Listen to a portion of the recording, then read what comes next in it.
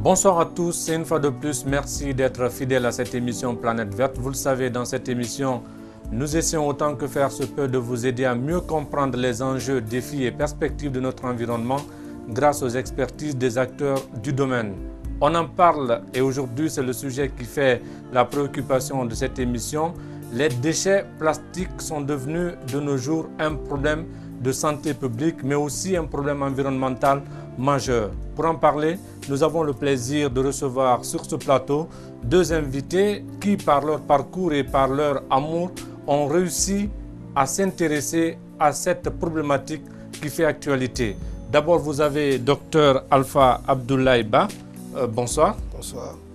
Je rappelle que vous êtes médecin des hôpitaux, responsable de projet au Conseil national des organisations de la société civile et en même temps vous êtes membre des volontaires pour la protection de l'environnement et le développement durable, entre autres, n'est-ce pas? Oui.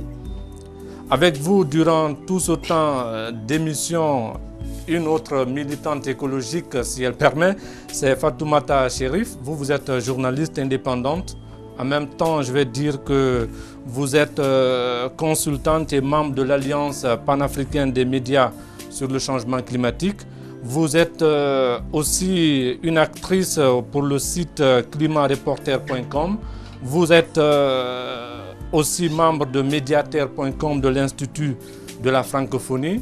Et avec ça, vous êtes active sur le net, vous êtes blogueuse pour les plateformes Mondoblog de RFI et de Voice Youth de l'UNICEF. Bref, vous êtes ambassadrice de climat de Green Climate Fund, c'est ça exactement? C'est ça, bonsoir. Entre autres. Voilà. Mesdames et messieurs, vous le constatez, nous avons avec nous des acteurs avec lesquels nous allons essayer, autant que faire se peut, de comprendre cette actualité. Les déchets plastiques, un problème qui vous concerne, qui nous concerne et qui concerne tout le monde. Mais avant de lancer le débat et en même temps donner la parole à ces invités, je vous propose de suivre un commentaire en images réalisé par Mohamed Bangoura.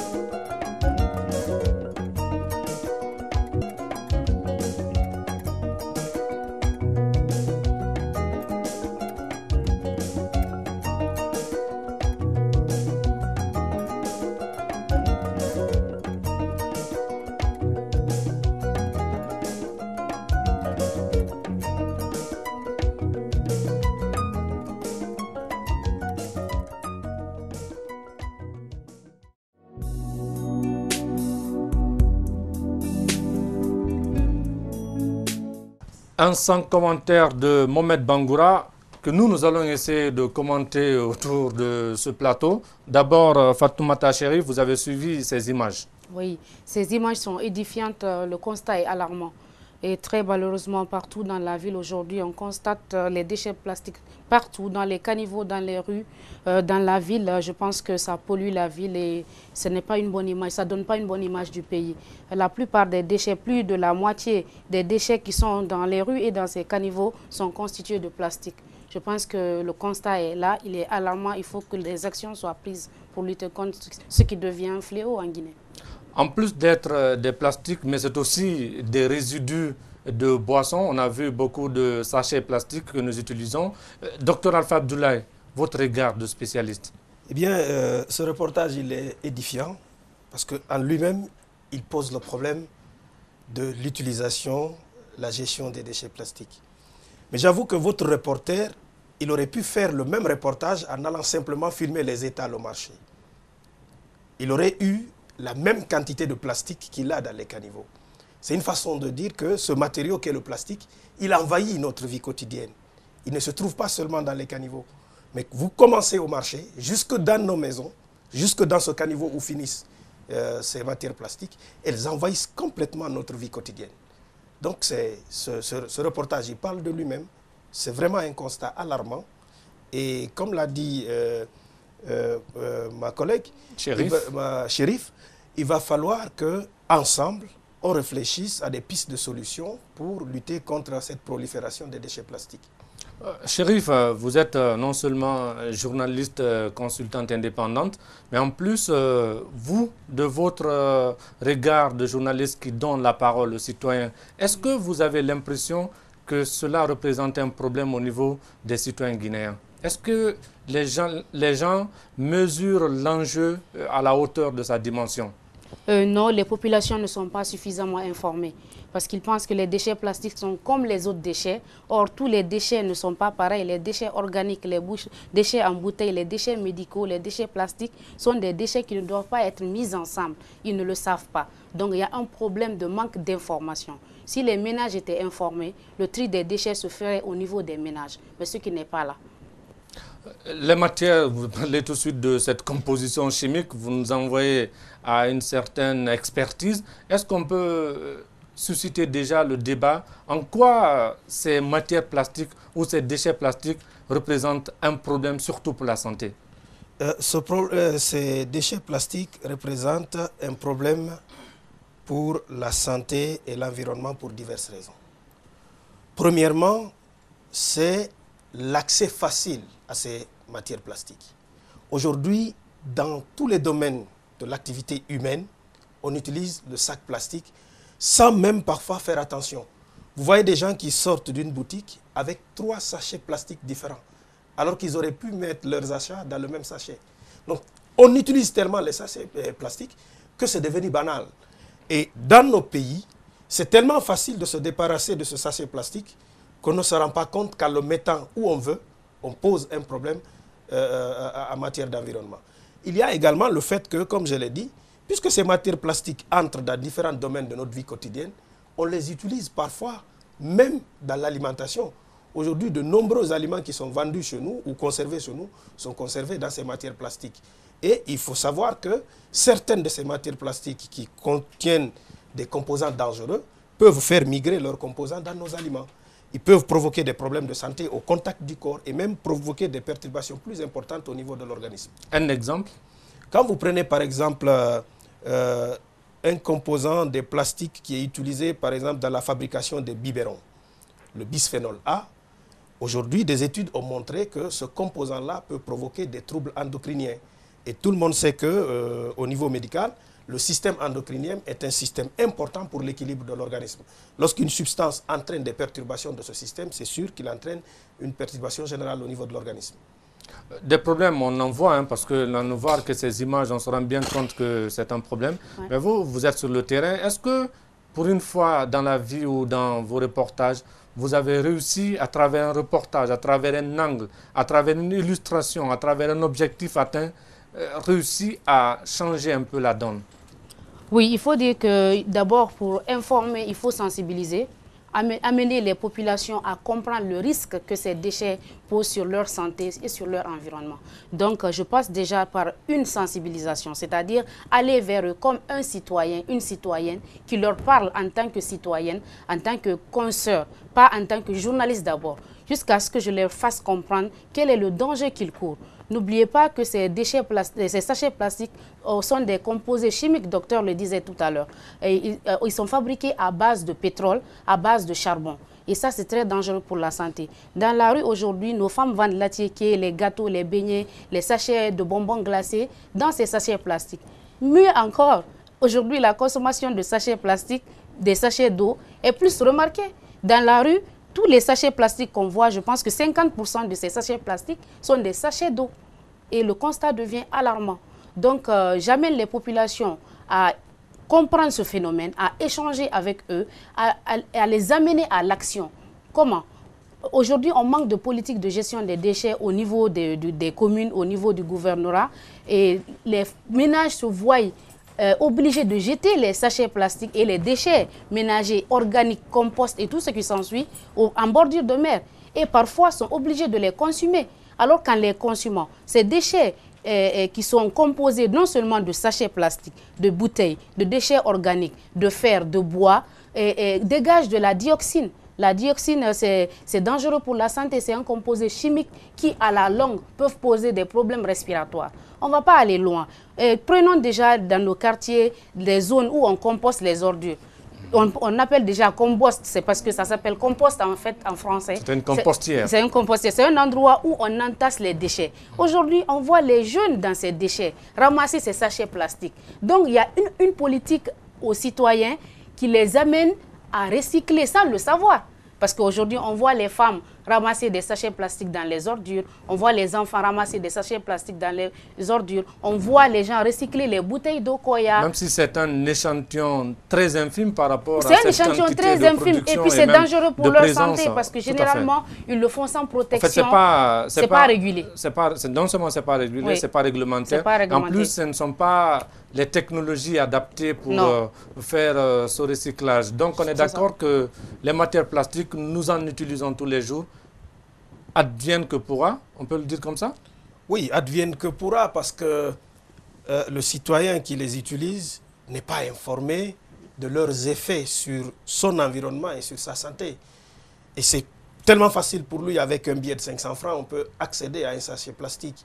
Mais le citoyen ne sait pas que ce sachet plastique contient des substances dangereuses pour la santé. Vous avez, comme l'a dit Chérif, vous avez des dames qui, au retour du marché, prennent le sachet plastique qu'elles viennent de vider, l'incinèrent pour allumer son charbon. Alors qu'en incinérant ce sachet plastique, elles libèrent des gaz toxiques pour elles-mêmes. Le monoxyde de carbone, le gaz carbonique, le chlorure d'hydrogène, les dioxines dont elle a parlé, sont dangereux pour la santé. Mais comme elle l'a dit, il y a une incinération à plus grande échelle. Il y a des quartiers où, quand vous arrivez à certains moments de la journée, vous ne pouvez pas respirer. On parle même parfois de brûlage compte tenu des procédés archaïques utilisés, parce que l'incinération exige des processus, ce qui n'est pas une structure industrielle ou semi-industrielle. Mais là, on est dans une forme d'incinération sauvage qui dégage toutes sortes de gaz dangereux pour l'environnement. Mais il ne faut pas oublier aussi que là où on entasse ces ordures, tout à l'heure le reportage de Mohamed Bangoura l'a montré, ces déchets plastiques se retrouvent dans des caniveaux. Et dans ces caniveaux, il y a de l'eau. Cette eau, elle coule pour aller vers les rivières, pour aller vers les fleuves, pour aller vers la mer. Et ces plastiques qui sont dans cette eau contaminent cette eau avec les polluants chimiques qu'ils contiennent. Le DDT, le PCB, le polystyrène, les phthalates, le bisphénol, tout ça se retrouve dans l'eau et devient un danger pour les organismes qui utilisent cette eau, qui vivent dans cette eau. Mais une fois que cette eau va arriver aussi dans la mer, elle va non seulement arriver dans la mer avec ses déchets plastiques qu'elle draine, mais elle va contaminer aussi le milieu marin et constituer un danger pour ces animaux qui vivent dans ce milieu marin. Donc c'est une chaîne et elle menace non seulement l'homme, mais elle menace tout ce qui se trouve dans l'environnement. Tout ce qui se trouve dans l'environnement. Quelqu'un avait raison de dire que la planète, c'est l'île que nous devons ensemble protéger. Nous allons suivre cet autre reportage qui nous montre en quoi ces déchets plastiques produits un peu partout dans le monde se retrouvent au niveau de l'océan.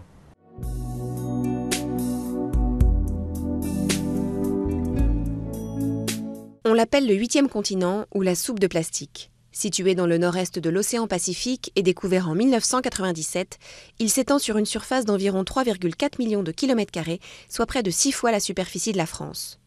Il est peuplé de déchets en tout genre produits par l'activité humaine et de microparticules de plastique.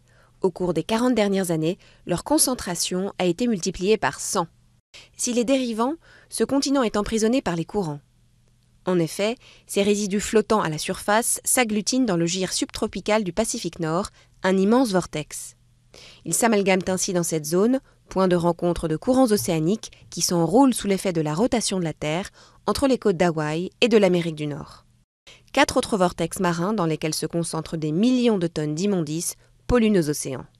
Peu émergées, mais épaisses par endroits de plusieurs dizaines de mètres, ces plaques de débris terrestres ont des conséquences écologiques parfois insoupçonnées. Confondus avec le plancton, ces détritus en décomposition sont ingérés par les mammifères, tortues et oiseaux et obstruent leur système digestif. Mais dans le Pacifique Nord, cette masse d'ordures constitue un milieu propice à la reproduction d'une espèce d'araignée d'eau, l'Alobat sericeus. Cet insecte, capable de vivre dans un milieu marin, a besoin d'un terrain solide pour pondre ses œufs et ce lieu lui fournit un incubateur de rêve. Manne inespérée pour les crabes, les poissons et les oiseaux de mer, l'Alobat est, elle aussi, un prédateur qui affectionne le zooplancton et les œufs de poisson. En pleine prolifération, cet insecte menace aujourd'hui de déséquilibrer l'ensemble de l'écosystème.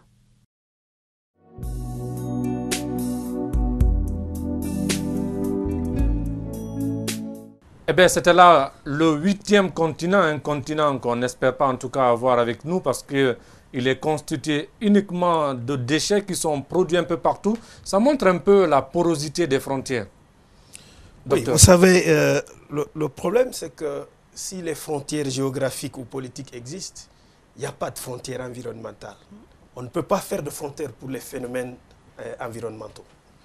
Tout à l'heure, j'ai donné l'exemple sur nos caniveaux qui débouchent dans une rivière, ensuite qui débouchent en bordure de mer. Voilà le résultat à plus grande échelle. Mais comme le reportage le dit, si ce vortex de 3,5 millions de kilomètres carrés qui se trouve dans le Pacifique, il est loin de nous, il ne faut pas oublier que le même reportage nous dit que d'autres vortex sont en train de se former dans l'océan Atlantique qui est plus proche de chez nous. Et c'est bien édifié dans le reportage que ce vortex, il constitue un problème à double niveau. Le premier niveau, c'est que les déchets plastiques qui constituent ce vortex se décomposent, libèrent leur contenu dangereux dans l'eau, ce qui peut entraîner un problème pour les animaux marins. Deuxièmement, en se décomposant, ces déchets plastiques peuvent se détacher en des fins morceaux qui sont ingérés par ces animaux et qui peuvent le tuer. Troisièmement, c'est que ces déchets plastiques qui surnagent sur la surface de la mer constituent un support de prolifération pour plusieurs animaux. Des oiseaux peuvent venir y pondre, des bactéries peuvent s'y développer.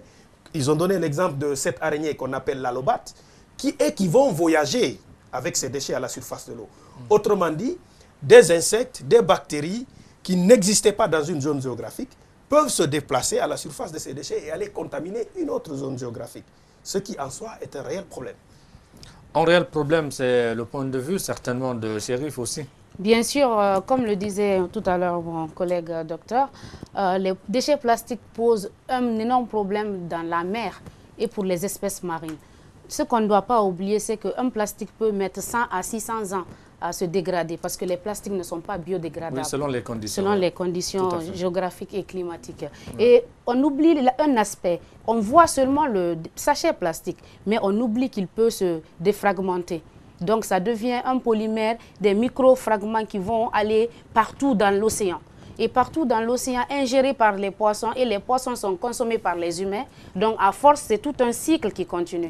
Donc c'est un réel problème pour la santé. Selon l'OMS, jusqu'en 2012, au moins 7 millions de décès prématurés étaient dus aux conditions atmosphériques. Ces conditions atmosphériques sont dues notamment à ces conditions de gestion des déchets, à ces gaz carboniques, ces gaz à effet de serre qui sont dans l'environnement, à ces sachets plastiques qui se détériorent dans l'agriculture, parce que notamment les sachets plastiques s'enfuient dans le sol et touchent également les cultures, en plus des engrais qui vont être ajoutés. Donc aujourd'hui, les sachets plastiques constituent un phénomène réel pour la biodiversité. Selon le programme des Nations Unies pour l'environnement, les dommages financiers que coûtent les déchets plastiques sur la biodiversité marine vont jusqu'à 13 milliards de dollars par an. Vous imaginez, si cela continue, qu'est-ce qu'on va faire? Que va devenir la planète? On va parler de platosphère. Vous avez peur, mais je suis sûre que ce 7e continent ou ce 8e continent s'annonce pour très peu. Parce que si on ne fait pas attention, si on n'y prend pas garde, on aura plus de sachets plastiques dans l'océan que de poissons. Donc après, nos pêcheurs vont recueillir des sachets plastiques à la place des poissons et des crustacés. Et dans le futur, on aura plus de sachets plastiques que d'arbres. Donc aujourd'hui, on voit en parlant seulement de ce sujet sachets plastiques, on se retrouve même à la compromission des objectifs du développement durable. Bien sûr. Parce qu'on voit un secteur important qui est celui de la pêche. Ouais. Vous savez, généralement les pays africains ou les pays moins avancés sont tributaires des ressources naturelles. C'est-à-dire qu'on risque d'être des pays non industrialisés, en même temps perdre cet important potentiel naturel qui représente ces ressources qui sont compromises. Évidemment, pour aller dans le même sens que Chérif, il faut noter que ces déchets plastiques représentent un danger au niveau global. Ils sont capables de polluer la terre, l'eau, l'air, et sont capables de créer des problèmes de santé chez l'homme. Elle a donné l'exemple du milieu marin, qui va être pollué par les composants des plastiques et par la présence même des plastiques qui vont faire fuir certains poissons. Mais il ne faut pas oublier que ces déchets plastiques polluent aussi la terre, qui nous sert pour faire l'agriculture, pour faire l'élevage. Aujourd'hui, on a dans nos villages des moutons, des chèvres qui meurent après avoir ingéré ces plastiques qui sont jetés par les humains. Il faut aussi voir, comme on a parlé de l'incinération, cette incinération aussi pollue l'air. Donc, ces déchets plastiques ont une conséquence. Et ça, à grande échelle, hein, parce qu'on peut même inclure le fait des pneus et tout ça, c'est pas seulement... Bien sûr. Bien sûr. En fait, quand on parle plastique, je veux vraiment rester dans le générique du plastique. Parce que lorsqu'on va rentrer dans les composants chimiques qu'on utilise pour modifier les propriétés physico-chimiques du plastique, vous allez vous retrouver avec une dizaine de types de plastique. Mais je veux qu'on reste dans le générique pour que nos téléspectateurs nous comprennent mieux. Quand je dis plastique, c'est vraiment tout ce qui est plastique. Je ne rentre pas dans les détails chimiques. Et selon l'utilisation et selon la manière dont ce plastique a été rejeté dans l'environnement et selon les conditions qui entourent ce plastique, il va, comment on appelle, polluer l'environnement de différentes manières. De différentes manières, en tout cas, l'inventaire, il est là, il est frappant. Avant de donner une transition et chercher des solutions appropriées à nos pays sur mesure, nous allons essayer de suivre cet autre reportage qui essaie d'apporter une sorte de solution, une sorte de recyclage.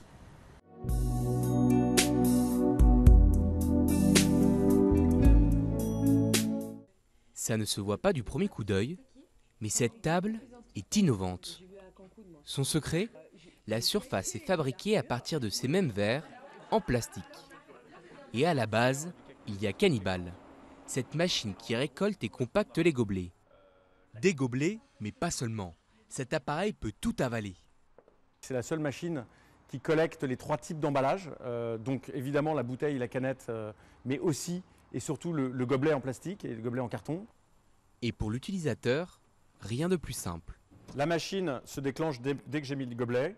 Grâce à un système de détection du poids, la machine va analyser le gobelet, va déterminer si c'est une canette, une bouteille ou un gobelet.